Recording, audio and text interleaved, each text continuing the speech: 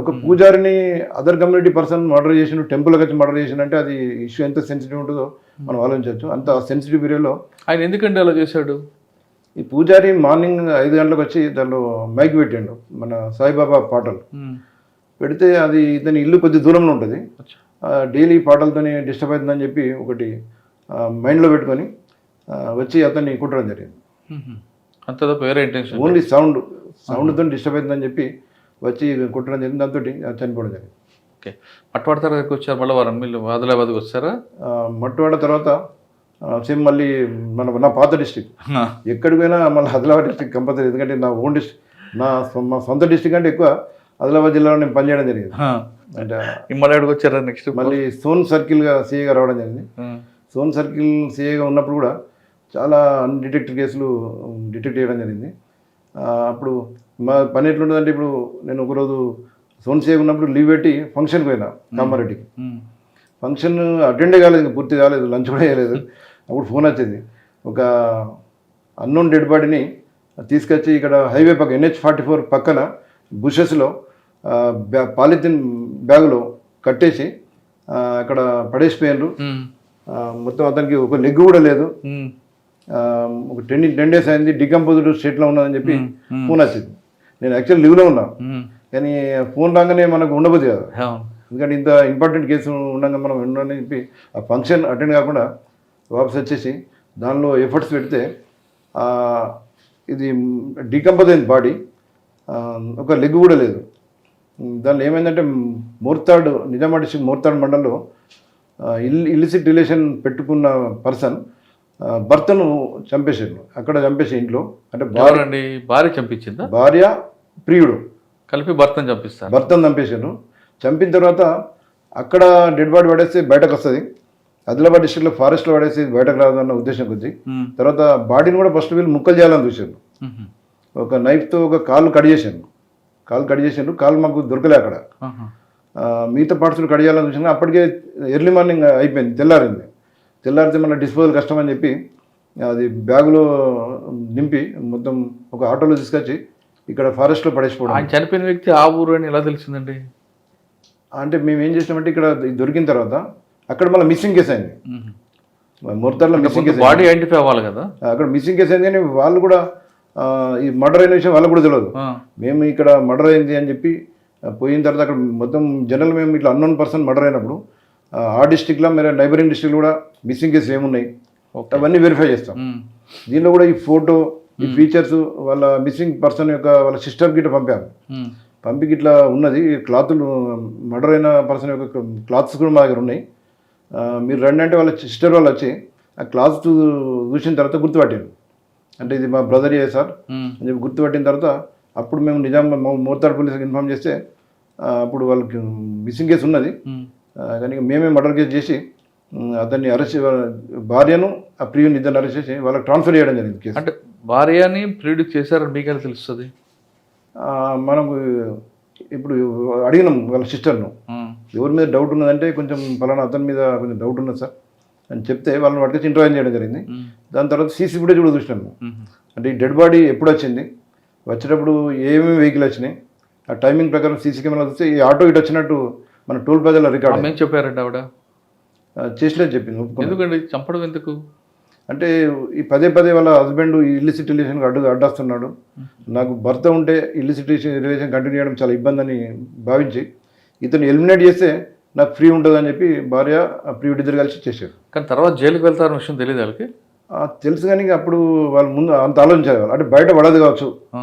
అంటే ఆదిలాబాద్ డిస్ట్రిక్ట్ ఫారెస్ట్లో dead body పడేస్తే ఈ విషయం బయటకు రాదు, అన్నోన్ డెడ్ బాడీ అని చెప్పి పోతుంది అని చెప్పి వాళ్ళు అనుకున్నారు. తర్వాత మేము ఈ డెడ్ బాడీ దొరికిన తర్వాత ఫస్ట్ భార్య కన్సల్ట్ చేసినాము.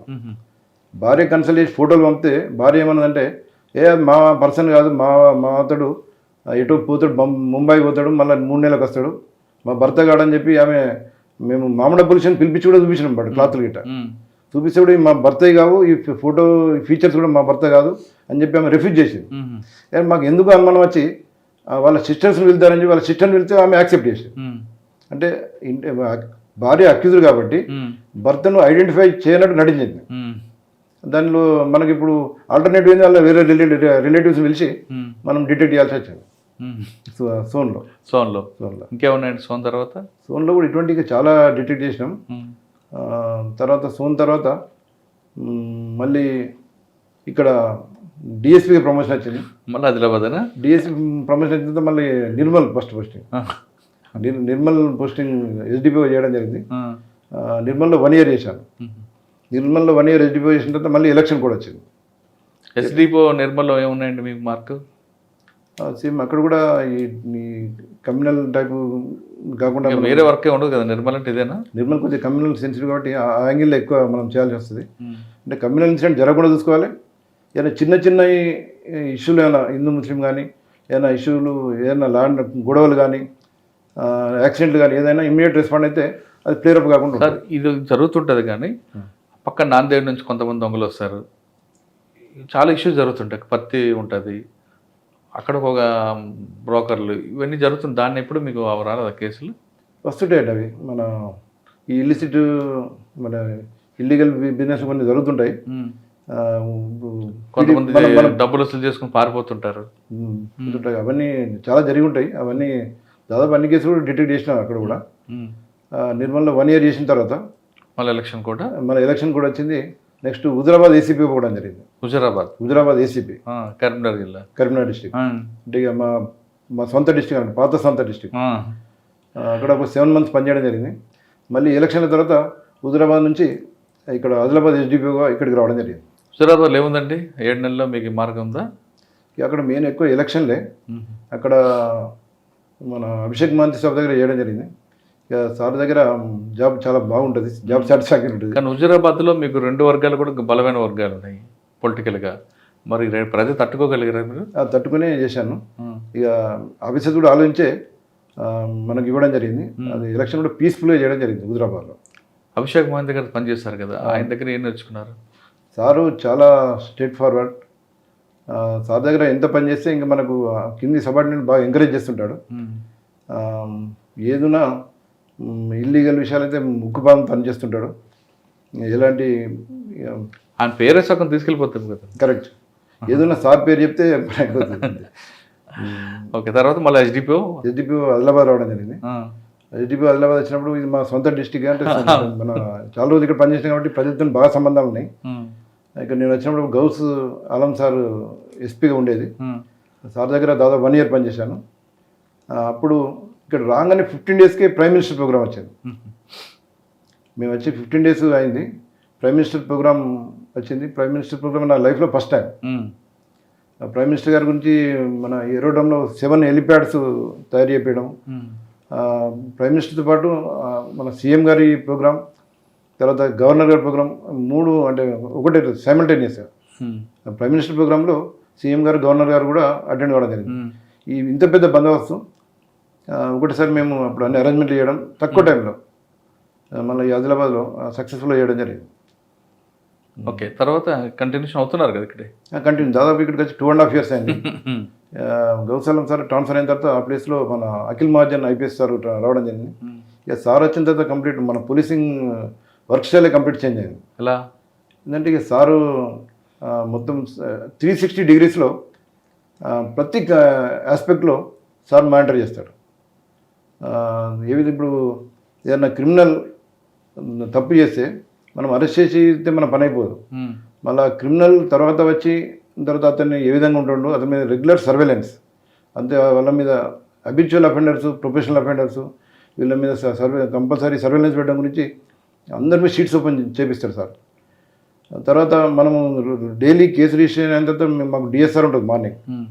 డిఎస్ఆర్లో మేము రిపీటెడ్ అఫెండర్స్ ఉంటే డాటా ఇవ్వాలి. ఇప్పుడు ఈ కేసులో పలానా అక్యూజ్ ఉన్నాడు, ఇతడు ఇంతకుముందు ఏమైనా ప్రీవియస్ కేసులు ఉన్నాడా లేదా, ఉంటే ఏమేమి కేసులు ఉన్నాయి, అతన్ని ఇంతకుముందు ఎప్పుడైనా బైండ్ ఓవర్ చేసింట తహసీల్దార్ ముందట, అవన్నీ మనం డాటా డైలీ డిఎస్ఆర్లో చెప్పాల్సి ఉంటుంది.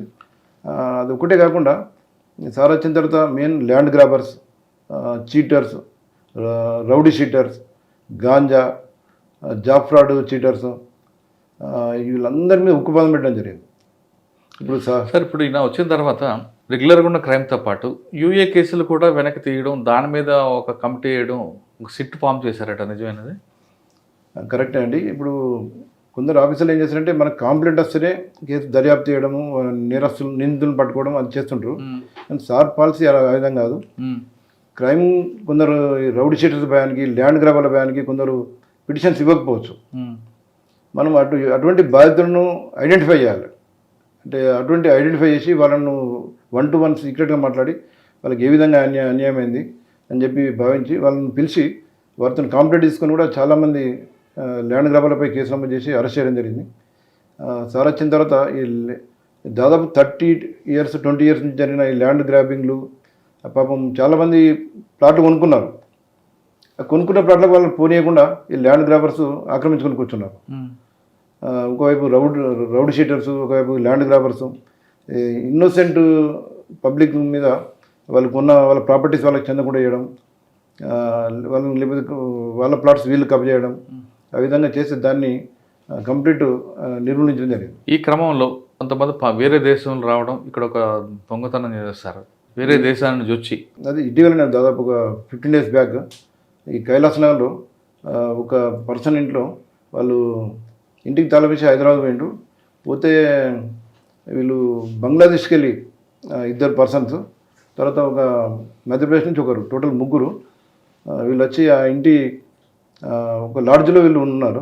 లాడ్జ్లో ఉండి ఒకరోజు మొత్తం రెక్కీ చేశాను. అంటే కొద్దిగా బిల్డింగ్ పెద్దది సెలెక్ట్ చేసుకునే వాళ్ళు.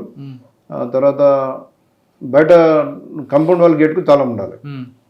అది కైలాసంలో ఒక ఇల్లు సెలెక్ట్ చేసుకొని దానిలో నైట్లో లోపలికి పోయి మెయిన్ డోర్ యొక్క డోరు బ్రేక్ చేసి దాదాపు 12 lakhs వరకు గోల్డ్, సిల్వర్ ఆర్నమెంట్స్, కొంత నెట్ క్యాష్, సెల్ ఫోన్లు కూడా దొంగతనం చేయడం జరిగింది.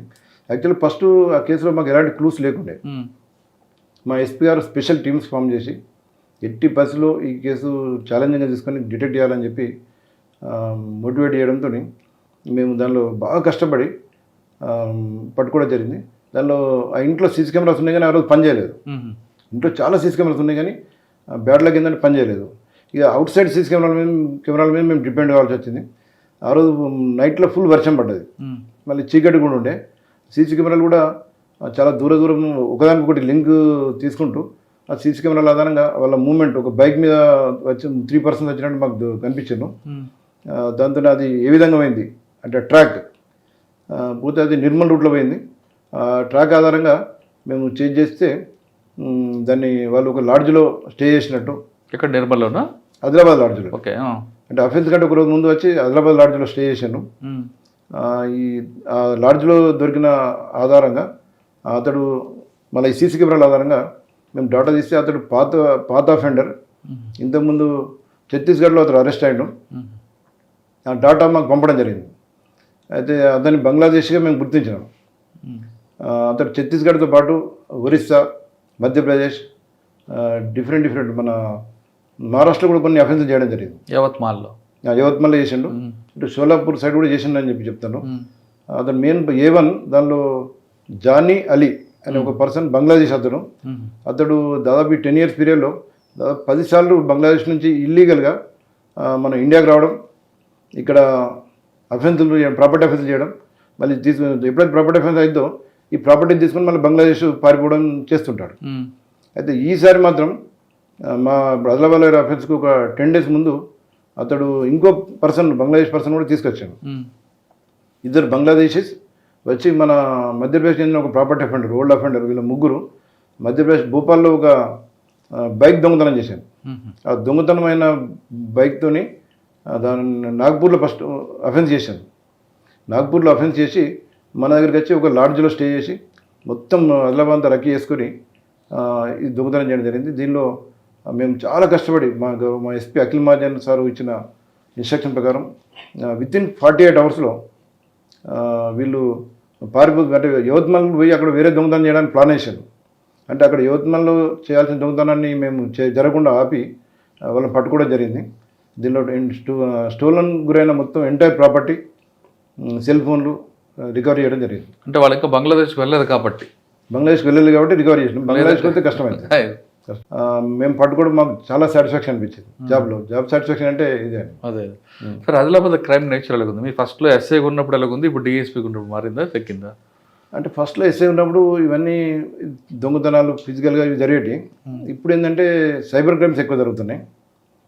మెయిన్ సెల్ ఫోన్ల ద్వారా ఎక్కువ క్రైమ్ జరుగుతున్నాయి. ఈ లేడీస్ను టీచింగ్ చేయడం అటువంటి. అప్పుడు సెల్ ఫోన్ లేకుండా నేను ఎస్ఐ పని చేసినాను. అంటే ఉన్నాయి కానీ చాలా తక్కువ. ఇప్పుడు మొత్తం సైబర్ క్రైమ్స్ ఇది జరుగుతున్నాయి. తర్వాత దొంగలు కూడా కొంచెం వాళ్ళు దొరకకుండా ఉండడానికి వాళ్ళన్నీ స్కిల్స్ నేర్చుకుంటున్నారు. దానికి కౌంటర్ చేయడానికి మన పోలీస్ ఆఫీసర్స్ కూడా మేము కూడా రెగ్యులర్ ట్రైనింగ్స్ నేర్చుకోవాల్సిన అవసరం ఉంటుంది. సార్, ఇక్కడ అఖిల మహాజన్ గారు ఎస్పీగా వచ్చిన తర్వాత పబ్లిక్కి ఎక్కువ అవగాహన కల్పించడంలో, అంటే డిటెక్షన్ కన్నా ముందు వాళ్ళకి అవేర్నెస్ అవ్వడంలో ఎక్కువ ప్రాక్టీస్ ఉన్నట్టుగా తెలుస్తుంది. పాత కేసులన్నింటిలో కూడా తీసుకురావడం, యూఏ కేసులు డిటెక్ట్ చేయడం చేస్తున్నారు. ఇప్పుడు ఆదిలాబాద్లో అఖిల మహాజన్ గారి యొక్క మార్క్ ఏముంది? సారు పేరే ఒక బ్రాండ్. సార్ వచ్చిన తర్వాత ఈ మొత్తం ల్యాండ్ గ్రాబర్స్, ఈ రౌడీ షీటర్స్, గాంజా అఫెండర్స్, ఈ పీడిఎస్ రైస్ ట్రాన్స్పోర్టర్స్, వీళ్ళందరూ కూడా ఉంటే జైల్లో ఉండాలి, లేకపోతే ఇక్కడ ప్రశాంతంగా ఉండాలి, లేదంటే సార్ ఉన్న రోజులు పారిపోవాలన్న కాన్సెప్ట్ ఉన్నారు. అయితే చాలా వరకు మేము కేసులు బుక్ అయిన తర్వాత కూడా ల్యాండ్ గ్రాబర్లను అరెస్ట్ చేయడానికి పోతే వాళ్ళు దొరకలేరు. సెల్ ఫోన్లు స్విచ్ ఆఫ్ పెట్టుకొని Goa, south India, north India తీర్థయాత్ర కూడా కొందరు పోతున్నట్టు. Rowdy sheeters, land grabbers sir ఉన్నంత వరకు రావద్దు అన్నది, లేకపోతే వస్తే మంచిగా ఉండాలి. వాళ్ళ క్రైమ్ బిహేవియర్ చేంజ్ చేసుకోవాలి, లేదంటే జైల్లో ఉండాలి. కాబట్టి అందరూ ఈ నేరస్తులు మాత్రం, అంటే రిపీటెడ్ అఫెండర్స్ మాత్రం చాలా భయం ఉన్నారు. క్రైమ్ ఆదిలాబాద్లో బాగా తగ్గింది. మెయిన్ యాక్సిడెంట్లు అయితే మేము పోయిన ఇయర్ కంపేర్ చేస్తే 25% యాక్సిడెంట్ తగ్గినాయి. అంటే డాటా మన స్టేట్లో యాక్సిడెంట్ తగ్గిన డిస్టిక్లో మా ఆదిలాబాద్ డిస్టిక్ టాప్ ఉన్నది. 25% తగ్గినాయి. అంటే పోయినసారి 100 మంది ఫ్యాటల్ యాక్సిడెంట్లో చనిపోతే ఈసారి ఓన్లీ 75 చనిపోయారు. అంటే ఒక 25% ప్రాణాలు మేము కాపాడగలిగాం.